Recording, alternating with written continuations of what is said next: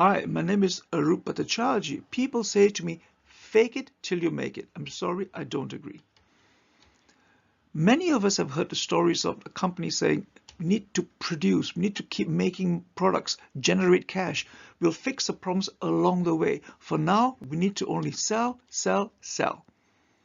Now ask yourself, if we don't have time to fix the problems now, would we have time to fix the problems later when we're making thousands of products, or will we not be having more chaos and confusion in the organization? Let's take R&D, because every time you make changes further down the value stream, we only lose more time, money, and of course business, correct? So let's start with R&D. In most products, we have a product release, where we take many rounds to gauge the maturity of the product release before we finally release for mass production, which is good. We measure, we check, we test, we improve, which is very good. But what goes wrong? Now imagine in R&D we make only 3 products.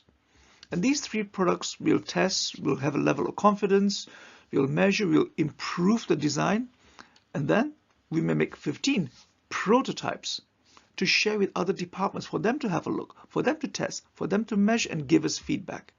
Eventually, we'll feel confident enough to say, okay, let's start some pilot production. Let's make 50. Let's call these real samples, because we're going to share them with customers, get their feedback. Before you know it, in a few months, we'll be doing 1,000 pieces in production start. Very good. What happens then? Several months, several years later, we start getting feedback on problems. And we say to ourselves, oops, what happened? Imagine we could write a simple equation with 5 variables. Each variable A, B, C, D, E having a different mean, a different tolerance, a different distribution, normal, not normal, asymmetrical. Make the equation as complicated as you like. It doesn't really matter. It's to prove a point.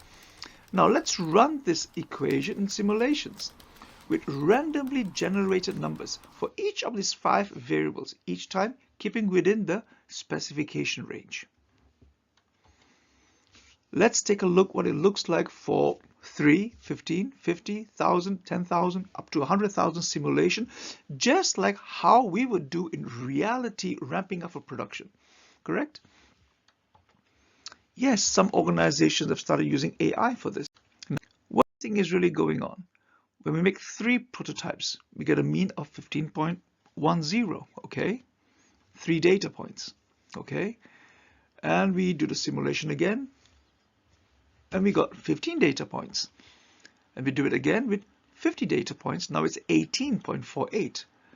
We do it again, the same simulation 1,000 times. We got 20.76. Now you notice the numbers are moving by up to 20% from the mean. After making 10,000 and 100,000, the mean starts to get stable. We start to see a normal distribution. We start to get a feeling of confidence. Now, fake it till you make it does not work. You need to start with design for Six Sigma. Because if you notice at 100,000 parts, we start to shift the second decimal place. It's too late. So try to do this before making a first 1,000 products, at least to start production in peace. If not, you're wasting time and money.